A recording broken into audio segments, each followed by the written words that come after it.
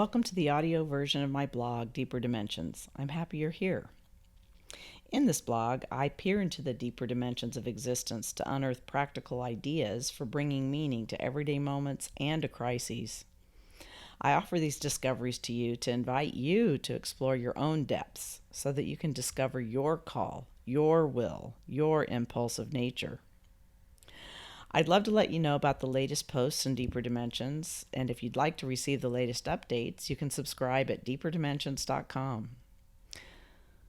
So, whether you're looking for words to inspire, console, challenge, or teach, sit back and make yourself at home.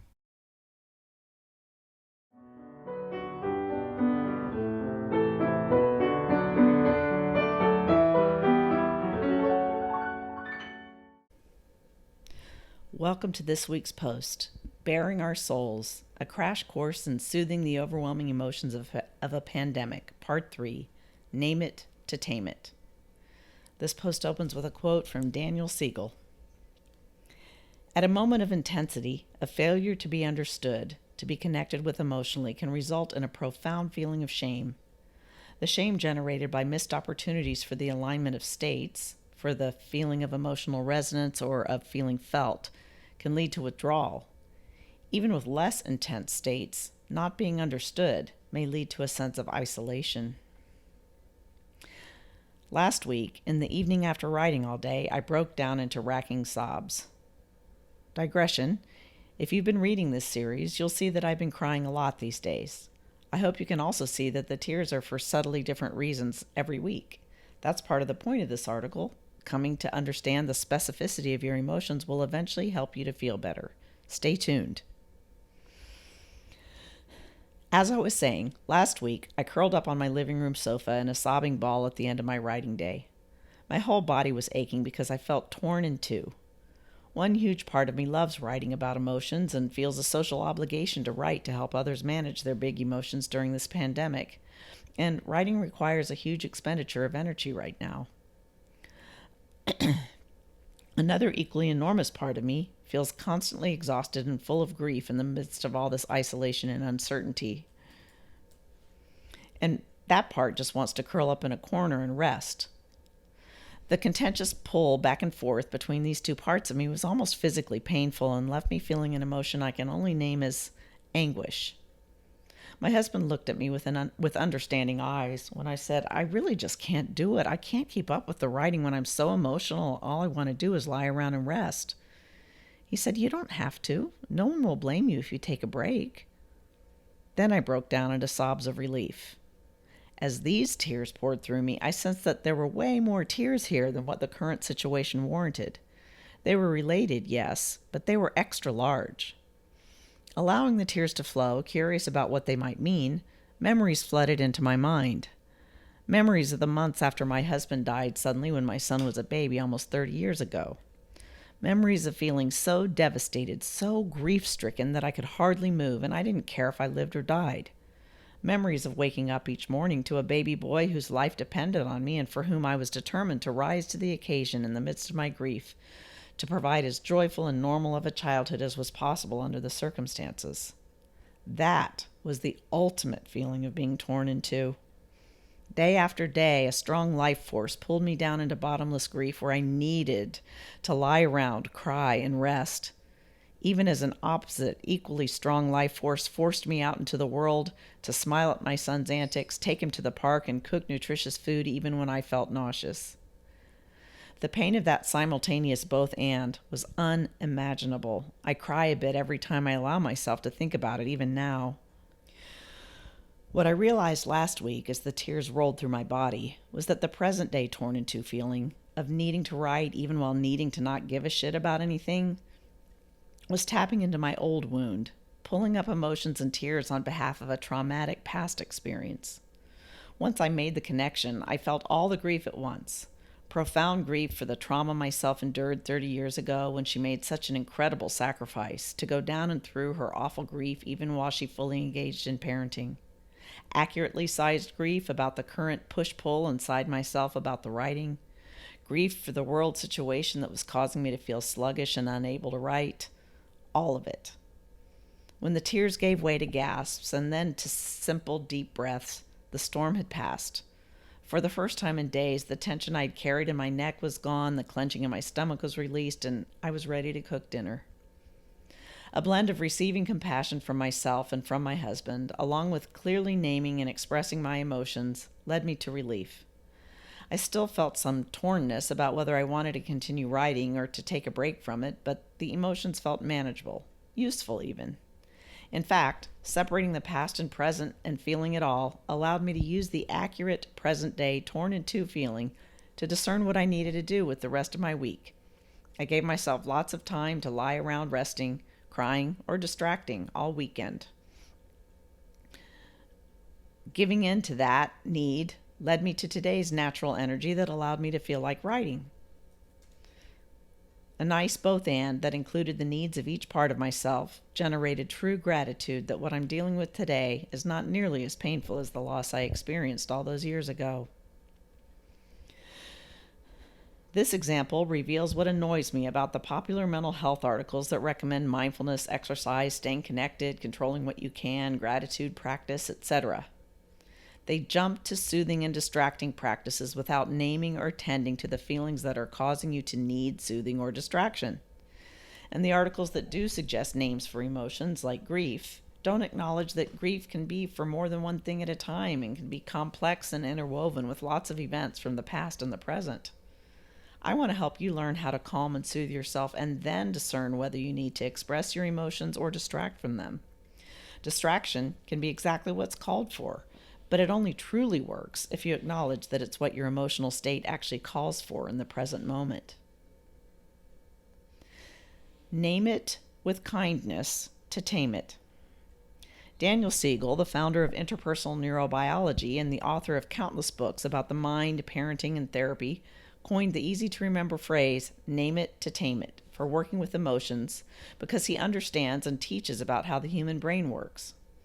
He describes how your brain is made up of a higher part, the cortex, and a lower part, the subcortical brain, made up of the limbic system and the brainstem. Your higher brain is responsible for observing and making sense of things. Your lower brain is responsible for emotion, motivation, fight, flight, freeze, and your arousal states. When you're agitated, afraid, or awash in intense emotions, your right amygdala, a part of your lower brain, is highly active and irritated. It's like that lower right brain is on fire with pain, and that particular pain is what causes you to feel overwhelmed, anxious, distressed, or any other agitated state. What your dear distressed right amygdala needs in order to be truly calmed is to feel felt. Another delightful Siegel term. Feeling felt is a product of feeling both emotionally connected and deeply understood, in that order. Let me show you how to help yourself feel felt and therefore comforted and soothed. 1. Emotional connection. Observe with compassion. Janina Fisher says, strong emotions require compassion to feel safe or soothed. The emotional connection I'm talking about here emerges from being observed with compassion. The purpose of this emotional connection is to help you feel not alone. Frightening situations or overwhelming emotions are difficult, but not impossible to manage with help, but can feel unbearable if you sense you're all alone. Of course, it feels better to have another person offer you this sense of connection and compassion, so if you have a loved one or a therapist who can help you with these big emotions, that's fantastic. Yet the good news is that it's possible to offer this kind of help and understanding to yourself, if you know how. Hence this series of articles. What helps your brain, and therefore you, feel not alone is a sense of presence offered from your high brain self to your low brain self, and or from someone else to your low brain self. Presence in this context is about making a compassionate connection with your lower right brain. Physical touch, empathic facial expressions, a nurturing voice, and non-judgmental listening all contribute to a sense of presence, all of which you can offer to yourself, even if it's only from images inside your own head and body. That is, you use your higher brain to engage with your lower brain with kindness and connection instead of with logic. Like this. It looks like you're having a hard time. There's so much scary stuff going on in the world and it's affecting you deeply. I can see why you'd be upset. Let's see if I can help you feel better. not this. You don't need to be so upset. You just missed a trip. You didn't lose your job. Nor this. There's no reason for you to be so tired. You don't even have to drive to work anymore. However, you can facilitate this state of presence by using gentle logic with your higher brain in the service of helping your cortex understand that your big and crazy looking feelings do make sense and do deserve comfort and expression. That's what part 1 of this series was for. Take a look at Bearing Our Souls, a crash course in soothing the overwhelming emotions of a pandemic, part 1, Stories Matter, for details about how to bring yourself into a state of compassionate presence toward yourself. This self-observation from a state of compassionate presence helps your lower brain know that you are not alone. Feeling met and not alone begins to calm and soothe your lower brain. You'll still feel big feelings, but you will feel less tensed up and less frightened of the emotions. Feeling all stirred up, anxious, or shut down will give way to flowing emotions and body states that begin to move. You might feel shaky. Now you're ready for the next step. 2. Feeling understood. Get curious and name it to tame it. Generous listening is powered by curiosity, a virtue we can invite and nurture in ourselves to render it instinctive. It involves a kind of vulnerability, a willingness to be surprised, to let go of assumptions and take in ambiguity. That's a quote from Krista Tippett. Once you've turned toward yourself with kindness and presence and your system begins to loosen, it's time to become gently curious about what specifically you're feeling. That's because when you accurately and kindly name the emotion you're feeling, your brain squirts soothing neurotransmitters into the lower right brain and calms it. That's right. Compassionately putting words to the specific emotion you're feeling further calms your lower brain and begins the process of making sense of the emotion. Making sense of the emotion helps you discern what actions, emotional expressions, or distractions will truly help you move through your feelings or to bear your emotional state if it's ongoing, like continual feelings of fear and uncertainty in the context of the pandemic. You might not know right away what your particular emotion is in the moment, but the right brain wants to be known. So if you approach yourself with mindful, soft curiosity, gently wondering what the feeling might be, many times your right brain will spontaneously offer it up to you. For example, when I was crying so hard about my present-day torn-in-two feeling, and I became aware that the tears seemed out of proportion to the current day's emotion, I didn't say to myself, "Sheesh, you're making such a big deal out of this. It's hard, but it's not that hard. Can't you calm down?" What I did think to myself was something like, "Wow, these tears are so big. They're coming from the core of my being. It feels like there's something deeper there that's being tugged at by my feelings about the writing. I wonder what that could be." As soon as I turned toward that feeling with gentle curiosity, the memories of my gigantic ancient feeling flooded into my mind, and the sensation of, "Yes, that's it," allowed me to fully relax into the expression of that emotion. Then that round of grief moved through me, and I felt relieved. So once you've brought your higher brain into a state of compassionate presence and your low brain starts to loosen your system, begin to simply offer yourself kind curiosity. You don't have to actually talk to yourself. An inner state that simply conveys, I wonder what this feeling is and what it's actually about. I'm interested, is all that's needed. Keep in mind that these emotions can be all over the map. Grief, anger, fear, disappointment, uncertainty, anguish, disillusionment, and more. Be willing to let go of assumptions and allow yourself to be surprised. To help you identify and work with your specific emotions, Part 4 of this series will explore the different specific feelings that might arise in the context of an enormously distressing situation like the pandemic we're living through. Part 5 will offer ideas of how to work with, express, soothe, and helpfully distract from the emotions you discover. In the meantime, you can help yourself by starting to make a list of emotions you're familiar with. Be open to nuances of emotion, too. Disappointed, sad, raw, nostalgic, pensive, and anguished are examples of different nuances of similar emotions. Even this openness and curiosity about emotions will help your lower right brain to understand that you really are interested in how it feels.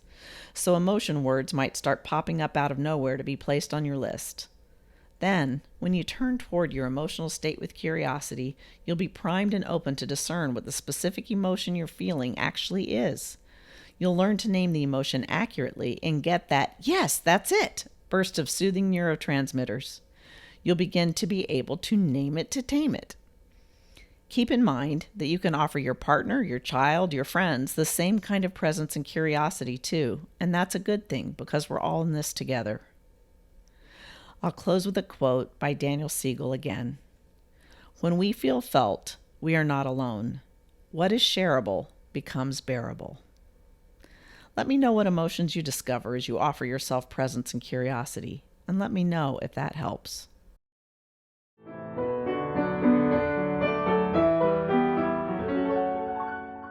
As always, thanks for listening, and if you'd like to subscribe, go to deeperdimensions.com. See you next week.